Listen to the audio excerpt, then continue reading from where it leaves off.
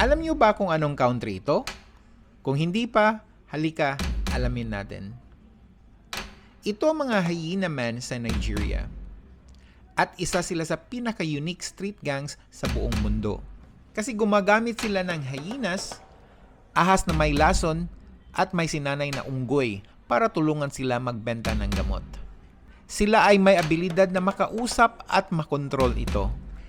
At linalagay nila ang kanilang mga kamay sa bibig ng hyenas at hinahalikan ang mga cobra para mapakita sa mga tao ang kanilang magic ay gumagana.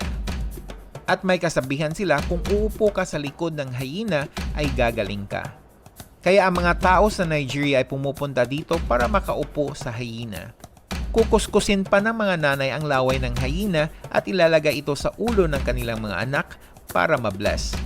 Tradisyon ito sa pagtitraining at gumaganap kasama ang mga mapanganib na hayop para sa kanilang mga palabas sa kalye upang maibenta ang kanilang mga gamot at ito ay kanilang pamumuhay. Ang layunin ay kumbinsihin ang mga manonood na meron silang mga espesyal na kapangyarihan at maaari rin nilang makuha ang mga kakayahan nito kung bibili sila ng kanilang mga potion.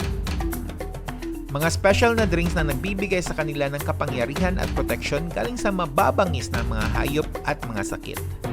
Itong tribo na ito ay pinag-uusapan na may superpowers.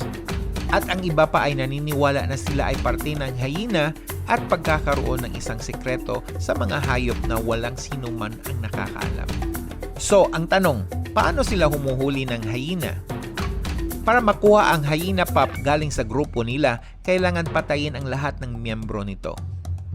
Kaya mga hyena man ay mga hunter muna bago sila naging manggagamot kasi ang paraan ng pagpapakain ng tribo sa kanilang sarili ay sa pamamagitan ng pangangaso ng hyena. At kung nakita na nila ang isang pup na gusto nilang buhayin, ay aalagaan nila ito at ititraining nila. At ito ay binubuhay hanggang lumaki ito na maging adults.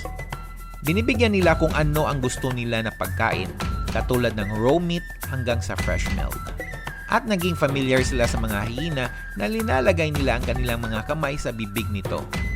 At kung nakuha na nila ang tiwala ng mga ito, sila ay nagdaraos ng malaking palabas na kung saan ang mga tao ay maaring mabless, pakita ang talento, at syempre, bumili ng ilang gamot.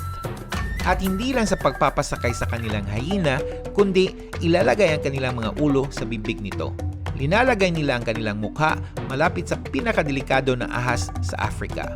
At linalagay nila ang ulo ng ahas sa kanilang bibig.